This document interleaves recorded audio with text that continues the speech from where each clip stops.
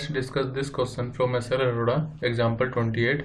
Determine the Poisson ratio of material of wire whose volume remain constant under a given normal stress. तो पहले मैं आपको बता देता हूँ Poisson ratio होता क्या है। मान लीजिए हमारे पास कोई वायर है और हम इस पर कुछ फोर्स लगा रहे हैं, मतलब प्रेशर अप्लाई कर रहे हैं। तो जब हम मान लीजिए लॉन्गिट्यूडनल यहाँ पर प्रेशर अप्लाई कर रहे हैं तो इसकी लेंथ तो इंक्रीज हो जाएगी, लेकिन ये कंप्रेस हो जाएगी, मतलब यहाँ पर इसका जो डायमीटर पहले रहा होगा या रेडियस वो कम हो जाएगा। तो इसको हम बोलते हैं लॉन्गिट्यूडनल स्ट्रेन। जो लेंथ के अलोंग होती है यह है लॉन्गिट्यूडनल स्ट्रेन, और जो साइडवेज यहाँ पर स्ट्रेन आया है उसको बोलेंगे लेटरल स्ट्रेन। तो जो पॉइसन रेशो होता है वो रेशो होता है लेटरल स्ट्रेन अपॉन में लॉन्गिट्यूडनल स्ट्रेन के। अब क्योंकि रेशो है और वैसे भी स्ट्रेन डायमेंशनलेस क्वांटिटी होती है, तो पॉइसन रेशो का कोई भी यूनिट नहीं होगी और ये डायमेंशनलेस क्वांटिटी होगी and it will be a scalar quantity. और इसकी जो रेंज होती है वो -1 से 0.5 तक जाती है। -1 से 0.5 इसकी फिक्स रेंज है। अब अगर हम इस क्वेश्चन की बात करें तो लेट हमारे पास कोई वायर है,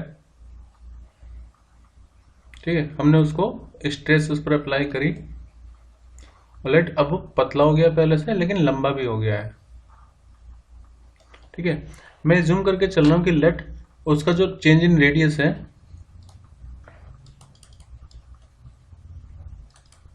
पहले अगर वो r था रेडियस तो अब वो डेल्टा r हो गया। ये डेल्टा r है चेंज, और लेट पहले अगर उसकी लेंथ l थी तो जो चेंज इन लेंथ है, चेंज इन लेंथ मतलब फाइनल माइनस इनिशियल, तो वो हो जाएगी डेल्टा l। मैंने जूम कर लिया। According to given condition volume तो कांस्टेंट रहेगी। तो इसका मतलब ये है कि जब वॉल्यूम कांस्टेंट होगी तो जो चेंज इन वॉल्यूम होगा वो रहेगा 0, क्योंकि वॉल्यूम में कोई चेंज नहीं आएगा। लेकिन अगर मैं किसी वायर की वॉल्यूम लिखूं तो वॉल्यूम का फॉर्मूला होता है पाई आर स्क्वायर इंटू में लेंथ एल। जैसे सिलेंड्रिकल पोर्शन होता है तो पाई आर स्क्वायर इंटू एल होगा। तो यहाँ से अगर मैं चेंज इन वॉल्यूम फाइंड करूँ, क्यों फाइंड करूंगा उसका रीजन बता देता हूँ। मैंने अभी आपको बताया पॉइसन रेशो इक्वल होता है लेटरल स्ट्रेन अपॉन में लॉन्गिट्यूडनल स्ट्रेन के। तो लेटरल स्ट्रेन का मतलब ये है कि यहाँ पर कितना चेंज हुआ। वैसे मैं आपको स्ट्रेन का फॉर्मूला पहले बता देता हूँ। स्ट्रेन होता है चेंज इन डायमेंशन अपॉन में ओरिजिनल डायमेंशन।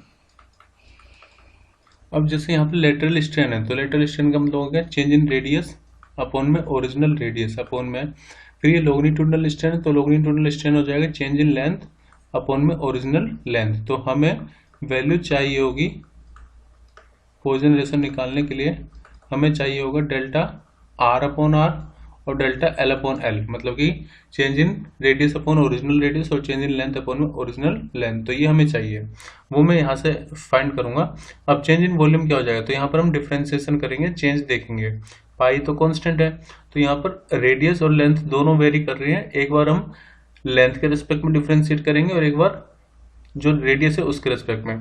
तो अगर मैं रेडियस के रिस्पेक्ट में डिफरेंशिएट करूं तो पाई जो पावर होगी वो आगे आ जाएगी, 2r हो जाएगी। जैसे डिफरेंशिएशन की क्या होता है, जैसे मान लीजिए x इक्वल टू टी की पावर n है तो dx इक्वल टू कितना हो जाता है, पावर आगे आ जाती है और एक पावर कम हो जाती है। तो ये रूल मैं यहाँ पर अप्लाई कर रहा हूँ। पावर तो आगे आ जाएगी, 2r हो जाएगा और ये हो जाएगा डेल्टा r प्लस। अब ये मैंने रेडियस के रिस्पेक्ट में करा था और यहाँ पर लेंथ हम कांस्टेंट मानेंगे। अब हम करेंगे लेंथ का डिफरेंशिएशन, रेडियस को कांस्टेंट मानते हैं तो पाई आर स्क्वायर तो एज इट इज रहेगा, यहाँ पर ये आ जाएगा डेल्टा एल। तो यहाँ से हम डेल्टा आर अपॉन आर और delta l upon L find कर पाएंगे। अब हमें पता है कि डेल्टा वी कितना है, 0, so we can write it as अब पाई इंटू में 2 आर डेल्टा आर इंटू में लेंथ एल इक्वल होगा minus pi r square delta l के। तो पाई से तो पाई कैंसिल आउट हो जाएगा, रेडियस से रेडियस कैंसिल आउट कर देते हैं। तो देखो delta r upon r, delta r ये यहाँ से रेडियस से बदलता है, इसको यहाँ पर ले आओ, इक्वल टू माइनस ये डेल्टा एल है और ये जो एल है यहाँ पर ले आओ और 1 अपॉन ये हो जाएगा 2 इधर आकर के 1/2। इसका मतलब delta r upon r equal to कितना हो गया, -1/2 डेल्टा एल अपॉन एल। हमें क्या चाहिए, delta r upon r upon में डेल्टा एल अपॉन में एल। यानी कि फर्दर में इस पोर्शन को अगर यहाँ पे डिनोमिनेटर में ले आता हूँ तो हमें मिल जाएगा डेल्टा आर अपॉन में डेल्टा एल अपॉन में l. So it will be equal to -1/2। इसका मतलब यही तो हमने फाइंड किया है, तो पॉइजन रेशियो कितना आ जाएगा -1/2, इसका मतलब -0.5। तो ये हमारा आंसर होगा -0.5। देखो माइनस सिर्फ यहाँ पे ये बता रहा है कि रेडियस डिक्रीज हुआ है, उसका जो लेटरल स्ट्रेन है वो डिक्रीज हो रही है। तो बेसिकली अगर हम मैग्नीट्यूड में लिखें अपना answer Poisson ratio, so it will be equal to 0.5। तो मैग्नीट्यूड आएगा 0.5। और कहीं पे आपको बुक्स में ये भी मिल जाएगा कि पॉइजन रेशियो वो पहले से नेगेटिव लेकर के चलते हैं, minus delta r upon r, या फिर ऐसे माइनस लेटरल स्ट्रेन अपॉन में लॉन्गिट्यूडिनल स्ट्रेन। अगर आप माइनस लेकर के चल रहे हैं पहले से फॉर्मूले में, तब ये वैल्यू पॉजिटिव ही आएगी, उसकी कोई इशू नहीं है।